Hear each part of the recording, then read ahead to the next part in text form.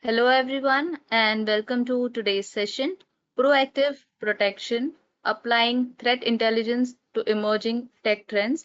I am Shilpa Sharma, and I will be your host for the day. Before we get started, we would like to go over a few house rules for our attendees. The session will be in listen only mode and will last for an hour, out of which last 15 minutes will be dedicated to Q&A. Also, admissions are currently open.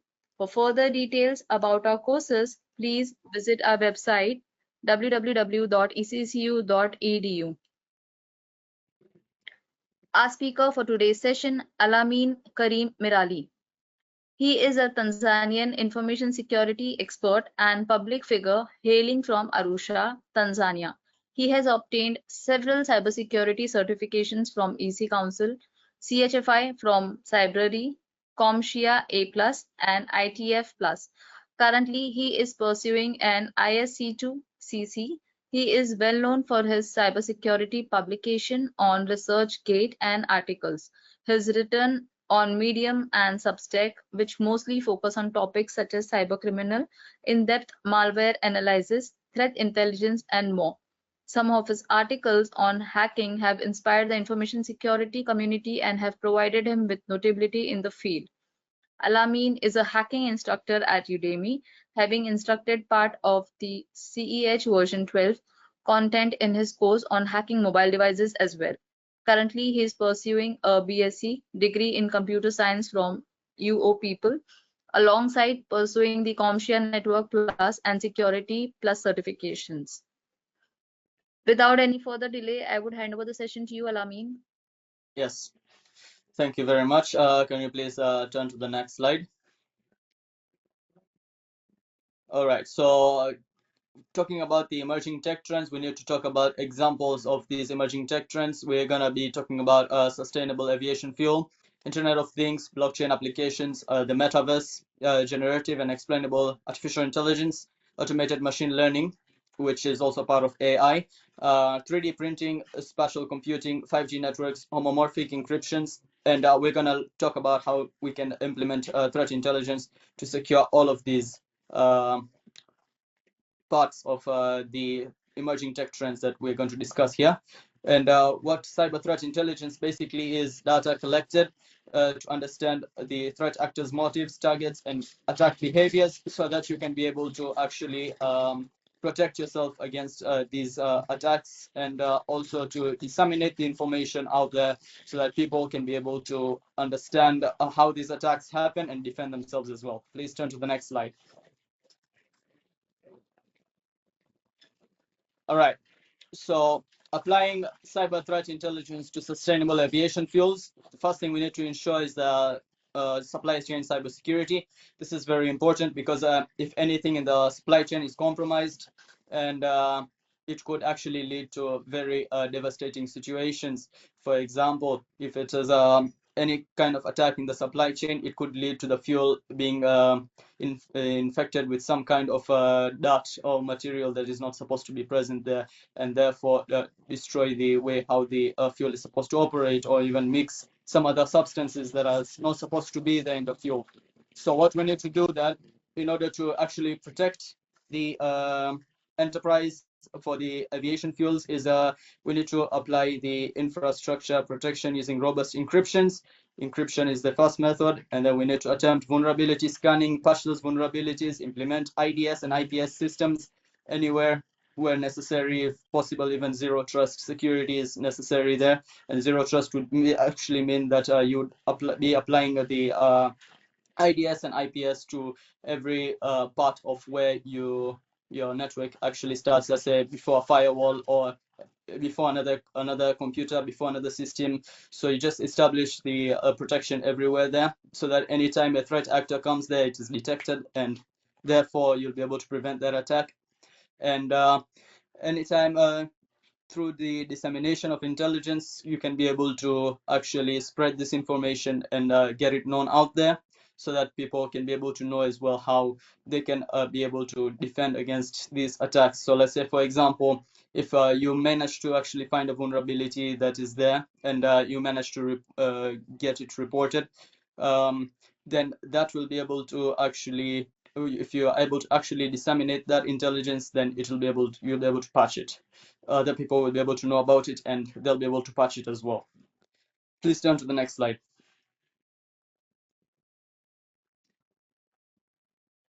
All right, so applying cyber threat intelligence to the Internet of Things. First thing you do is behavioral analysis, which is implement IDS systems and AI-driven threat intelligence detection to actually analyze behavior patterns and data traffic. And the reason why you want to use AI-driven threat detection is because at the moment threats are moving at machine level instead of human level, and most of the people who are using the regular IPS and IDS are no, like, it's not very defensive, because a lot of the information on the internet era right now is moving on the human level. I mean, it's moving in the machine level, not the human level, and most of the people and most of these systems are operated in a human level. So if you actually put the AI threat detection, it's moving at a machine level, so it'll be able to prevent machine level attacks. And implementing the zero trust model using these IPS and IDS systems, again, like I said from the previous slide, you would have to place almost any IDS and IPS system everywhere, before any network, before any computer, before any firewall, just to make sure that any kind of threat is detected before it begins to actually attack, and also prevented, because if you're using an IPS system, it will be able to prevent the attack.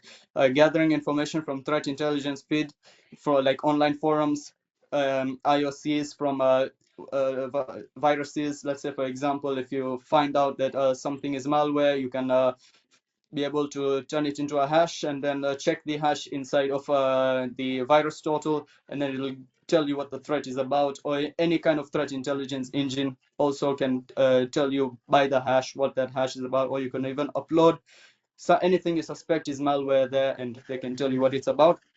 And also that will be able to disseminate the information, the intelligence, to the threat intelligence community and the security community in general. So that will be able to actually minimize the risk of threats in the future as well, because many people will get to know about these threats and defend themselves. Also, if you can share in forums of threat intelligence, it's better as well. Threat intelligence engines, as I mentioned, VirusTotal and Joe Sandbox and all these others are very common nowadays to use. Can you please turn to the next slide?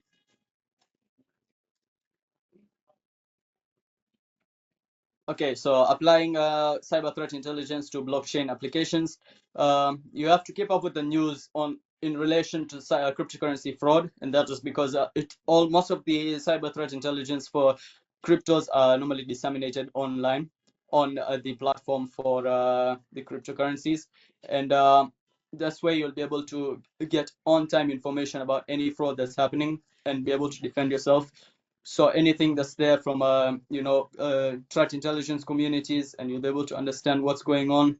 It'll also help you to understand better how blockchain works. You have to train yourself to defend against these attacks, because you're actually, by learning the blockchain system itself, how it works, how encryption works, and how this encryption is done, how you can be able to set up this asymmetric encryption on your own, so that you'll be able to relate on how to actually use it. And when you get the knowledge on how to use it, then you'll also be able to know how to defend yourself from any attacks that's related to encryption as well.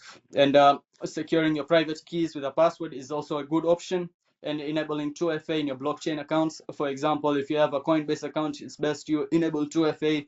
2FA security in blockchain is actually strong, because I myself tried to do pen tests on blockchain using Burp Suite, and they actually are really strong. In 18 or 50 seconds, it just logs out, and there is no way to actually beat that security unless you actually try and use some other methods, which I may not mention in case a vulnerability is there. Then it would be very devastating to say it here. But what I'm gonna say is that as long as you have 2FA enabled in your account, and you secure your private keys with a password, you're good to go. So yeah, please turn to the next slide.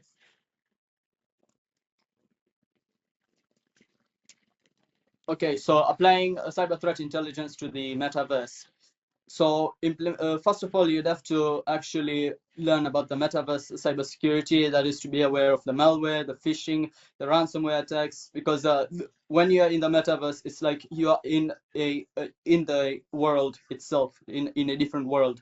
So when applying all of these hardening the connected systems, that are there in the metaverse, it actually means that let's say, for example, if you're using a Oculus VR, you have to make sure you maybe set a password for your Oculus VR so that it doesn't get infiltrated. Or maybe, if possible, don't use your administrator account. Use a separate account for your devices, and also maintain a good operational security. Do not try and outburst anything random online about yourself. Make sure that the information that you want to spread online on this metaverse is authentic, and it's nothing to be exposing personal information or anything like that that is relevant to you, that is trackable to you, that will expose you out there. So you need to make sure that you keep a good OPSEC, and verify the authenticity of NFTs. This is very important because a lot of Web3 nowadays is based on NFTs, and the authenticity of NFTs is normally verified through the hash. All right. So whenever you are minting NFTs, you're given a hash. So you need to verify the authenticity. Let's say, for example, if you are trying to access someone else's NFT, and then you try and use that for yourself, you will not be able to, because the hash is different. So you try and confirm the hash, and if when the hash is different, let's say, then that is already a threat. So what you have to do there is report about it, and that is pretty much it. They'll take it down because the hash is different, and they'll be able to compare it. If it is your NFT, then they'll be able to stop that threat. Can you please turn to the next slide? Applying the cyber threat intelligence using generative and explainable AI. So here we're not applying anything to we're not applying cyber threat intelligence to secure, but we're using this to actually increase the what's it called? We're using the AI here to actually perform the CTI itself. We're not doing it manually. We're using AI to actually do it. So what we need to understand about generative AI is that it helps to actually spot these attacks really, really faster. Like I said, any threats that are moving at machine level need to be assessed in a machine level. That is why we need to use generative and explainable AI to actually analyze machine level threats, to prevent any kind of machine level threats that are on their way to our systems. And we can use generative AI to also perform indicator of compromise discoveries and remediation, and containment and eradication, as well as recovery, which is all automatic. It's all done automatically. And the main disadvantage of generative AI is that it is not automated to obtain as much CTI, as much cyber threat intelligence as of now. That is because AI itself is still under development, and we can see this in about 10 or 20 years, that we'll be able to see the advantage of AI in cyber threat intelligence then. But right now, our main focus will mainly be using it to do low-level, machine-level threats. Please turn to the next slide. All right. So again, automated machine learning is the same thing because it's still involving AI again. So we can provide AI-driven threat detection and overcome the limitations of traditional manual methods. And that is because any threats that are going in a machine level can help us. This AI-driven threat intelligence can help eradicate those machine level threats. So any vast amount of data that is there in the detection patterns, it can be able to signify potential data breaches. So normally when you're able to check data breach brokers, for example, Intelligence X and other data breach brokers, it will be able to actually scan from all these engines and give you the information from the AI itself. So the AI will be able to remind you every time there's a potential data breach in reference to using the machine learning algorithms. And an example of such an AI would be Fortinet security. You can use Fortinet security for this automated threat intelligence. And yeah, automated machine learning has been labeled training for data and recognize threat patterns without non-solution patterns. The only disadvantage for this is that the automated machine learning isn't fully automated. As I stated earlier, that all the machine learning is currently still new and it's still under development. So we may expect in about 10 years to see the implementation. Please turn to the next slide.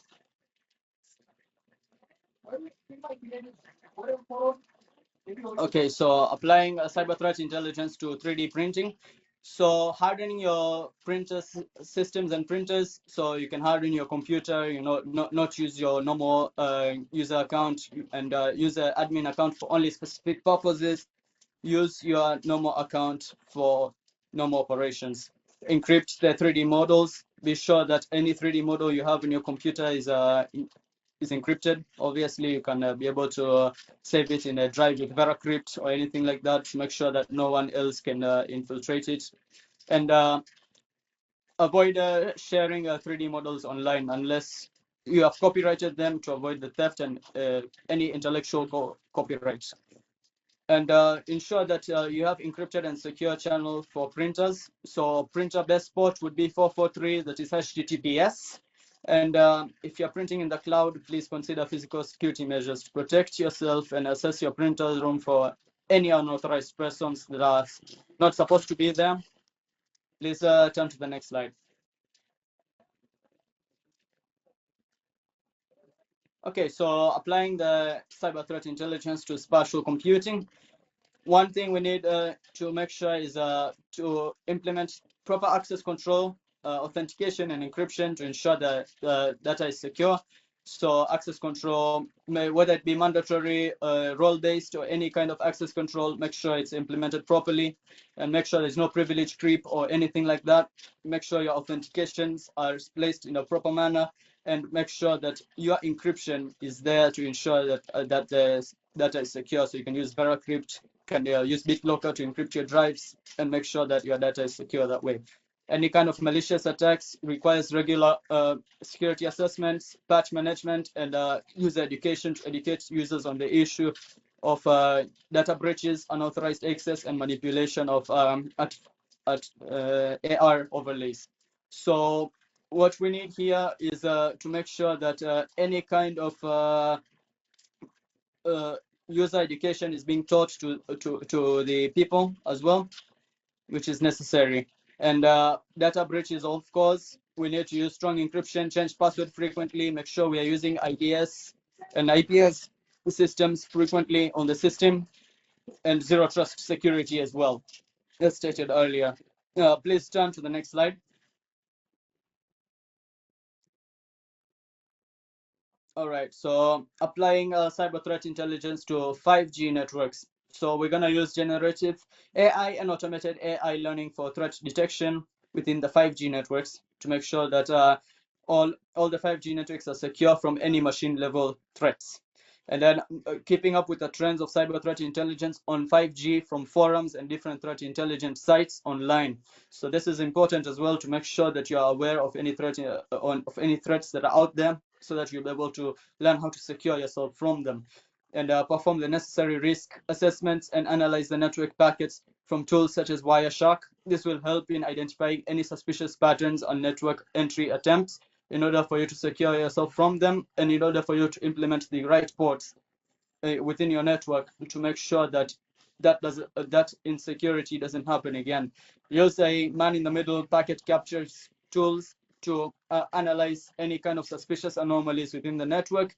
And you have to also be careful of those who have the ability to create their own networks as well. Like, for example, there's municipalities, there is companies and organizations that are able to implement their own 5G using their own system. So let's say, for example, a femtocell or any kind of other system that exists out there that they can use in order to create their own 5G network. You have to be aware of that and secure yourself from that using the tools that are there. Please turn to the next slide. Okay, so implementation of homomorphic encryption on cyber threat intelligence. Homomorphic encryption will help to preserve data and analysis without decrypting information. And homomorphic encryption is used to securely transmit gathered intelligence between peers and further prevent social engineering attacks. You can use any homomorphic encryption to make sure that any data that is within the systems or the data that you have is secure and ready to be transferred in a way that is better for the security of your data and your personal information. You can use BitLocker, you can use VeraCrypt, you can use all these other systems for encryption as well. Please turn to the next slide.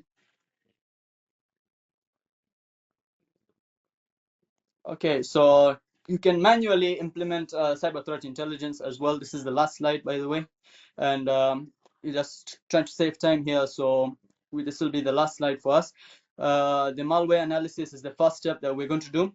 The malware analysis would be any kind of static and dynamic analysis of malware using tools such as JADAX for Android-based malwares, and we could also use a spatial computing handset for running Android. So any spatial computing handset, let's say, for example, the Oculus that is running Android, if it has a APK file that is infected there, you could be able to actually analyze that threat using malware analysis through JADAX and be able to identify that threat through, if you understand Java, then you know how to analyze the code step by step and actually be able to find out where the threat is, what the threat is, how the threat works, and how to actually prevent it.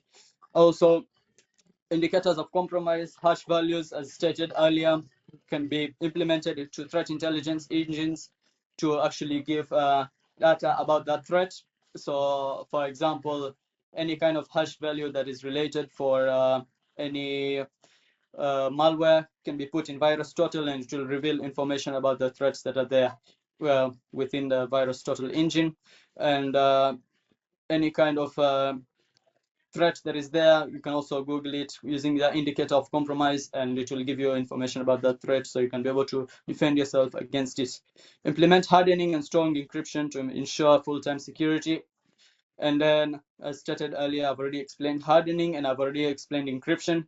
You can use a sock puppet account for OSINT and to identify the threat actor and research more about your threat actor. So let's say, for example, if you have some certain information about your threat actor, you can be able to perform open source intelligence and use sock puppets to be able to actually gather information on your own about your threat actor and maybe report it to law enforcement or even be able to share the intelligence with the community and so that they are aware of the threats that are happening. Please turn to the next slide. Thank you very much, and I hope you enjoyed the webinar. Pass the mic to the host now to finish up the final parts of this webinar. Thank you very much. Thank you so much, Alameen, for delivering Welcome. such an informative session, and our attendees share the same sentiments. If you're interested to learn more about our programs, please do let us know in the poll that's going to be conducted now. Let us know your preferred mode of training and we will reach out to you soon.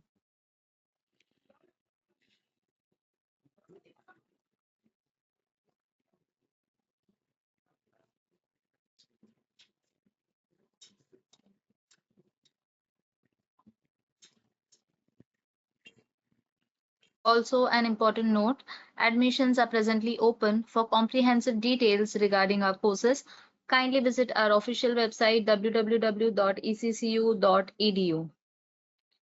So, Alameen, shall we start with the Q&A? Yes, we may start with the Q&A. Okay. So, our first question to you is, What are the practices to apply CTI for network traffic behavior analysis? For network traffic delivery analysis, mainly you could be able to use encrypted ports. You could be able to apply encryption on your network so that any kind of data packet that is there being transmitted between networks is encrypted. So mainly just using secure ports there. And yeah, that's pretty much it. Implementing IPS and IDS is also there. And yeah. Thank you, Alameen, for answering that question. Our next Welcome. question to you is, what are your practical experiences with homomorphic encryption? Homomorphic encryption. Well, I have never actually tried except for VeraCrypt itself. With VeraCrypt, I've normally used it to actually encrypt data personally, my own personal data that I have on any disks, so let's say flash disk or even a hard disk. What I would do is I would just implement the AES encryption to the disk and then put my data there and lock it up. So anywhere I go, and put the flash disk into their computer, it won't be able to actually read anything in the flash disk unless they have VeraCrypt on that computer and they know the password to the decrypt the drive. Thank you, Another way Alameen. to Another way to do it is also BitLocker. You could be able to put BitLocker in the system. So you can use BitLocker to go for a pen drive. You can use BitLocker to also encrypt a hard drive. And hard drive encryption is normally done at a boot level. So anytime you boot your computer, you'd have to put the password that you've set from the BIOS to make sure that your hard drive is unlocked. And if you take your hard drive and put it in a different computer, it will not work because it's encrypted unless you have the recovery key from BitLocker to unlock it. Thank you, Alameen, for answering that question. Our next question to you is, what emerging technologies are too immature to apply threat intelligence effectively? Okay, that I wouldn't say that there is such a thing as immature technology because all systems are insecure. Okay, all the systems worldwide, they're not secure. They're not, and if anyone tells you they're secure, they're basically lying about that because every system has its own vulnerabilities and every system needs its own protection and patching. So every system needs updates, it needs patching, it needs vulnerability assessment, it needs all threat intelligence applications. Thank you, Alameen. Yes. Our next question to you is, how can an organization prevent emerging threats? How can an organization prevent emerging threats? The same way how we will apply the threat intelligence in these ways. We can do IPS, we can use IDS in the organization's computers, in the servers, and also in the networks as well. You can be able to secure the ports. Make sure you're using secure ports like 25. Port. Instead of using port 25 for SMTP, you can use SMTPS, which is more secure, and you can be able to use other secure ports, for example, 22 for SSH, 443 for HTTPS, and other secure ports to secure networks within an organization. Securing Wi-Fi is the same way as well. Make sure that any computers that are connected via the Wi-Fi network are secure. You implement BYOD, bring your own device policies to make sure that personal devices are also secure and do not have anything that can interfere with the organization's devices and other infrastructures that are within the organization. Thank you, Alameen. Our next question to you is, Yes. what if the threats remain undetected after performing deep scanning of the entire network? If the threats remain undetected, then you could actually be able to manually investigate this matter. It's better to actually manually investigate it. And if the heuristics from the IDS and IPS don't actually apply, to any of the protection, then you'll actually need to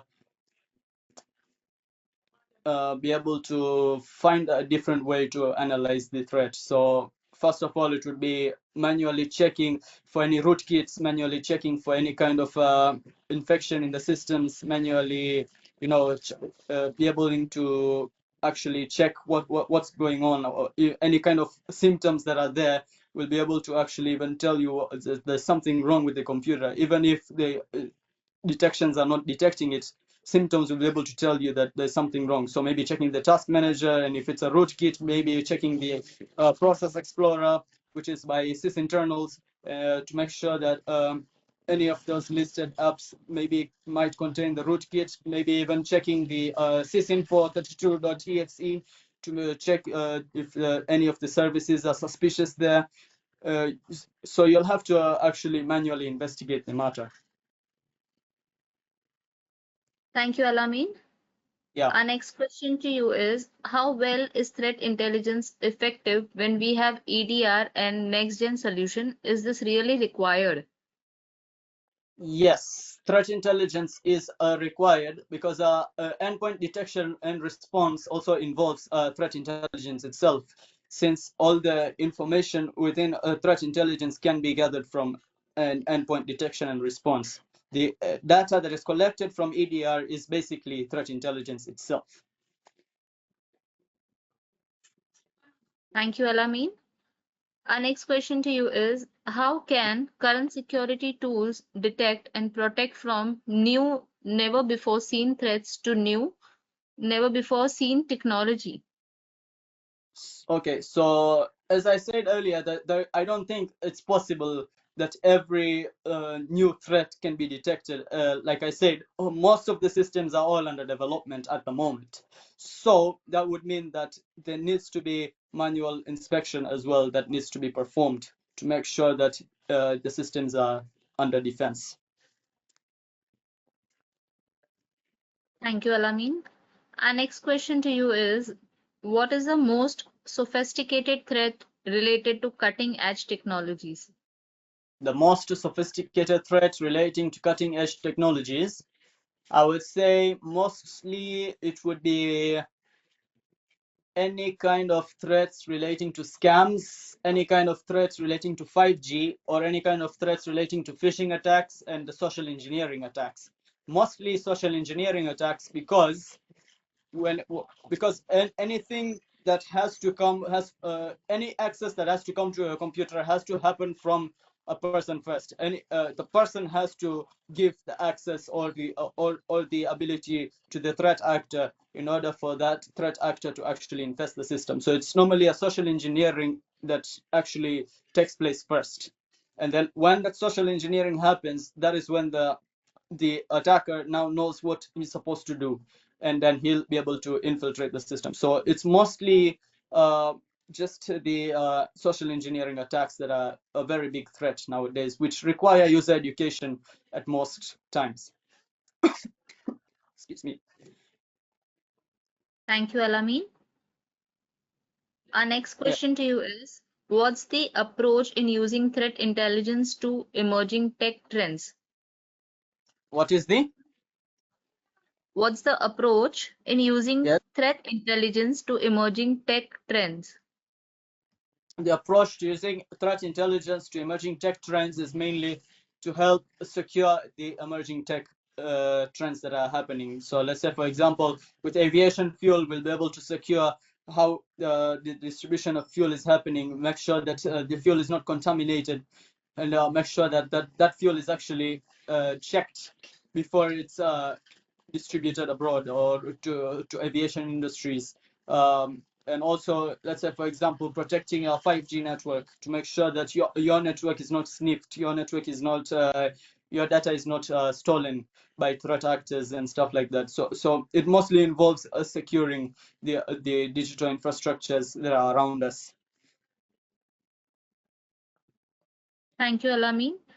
Our next Yes. question to you is, how can organizations effectively adapt their threat intelligence strategies to mitigate risk posed by emerging technologies like AI, IoT, and 5G? How can organizations effectively adapt their threat intelligence strategies to mitigate risk posed by emerging technologies like AI, IoT, and 5G? Okay, so they can be able to implement this, as explained earlier, that they can be able to use all of these devices, this IPS, the IDS, the machine-driven and AI-driven detection engines to make sure that any machine-level threats are detected on time.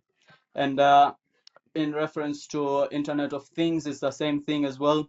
Any SCADA system, that I know a SCADA system is very old, but in reference to the SCADA system, it is normally connected to a a normal computer. So normally you'd have to physically secure the place and make sure that no one is there, no one plugs in a pen drive, or implementing proper physical security and proper cyber security as well, ensuring encryption and other methods as well that are required.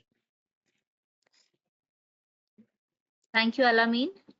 Yeah. Our next question to you is how to prevent ransomware attack. Can AI help to protect from viruses rootkits?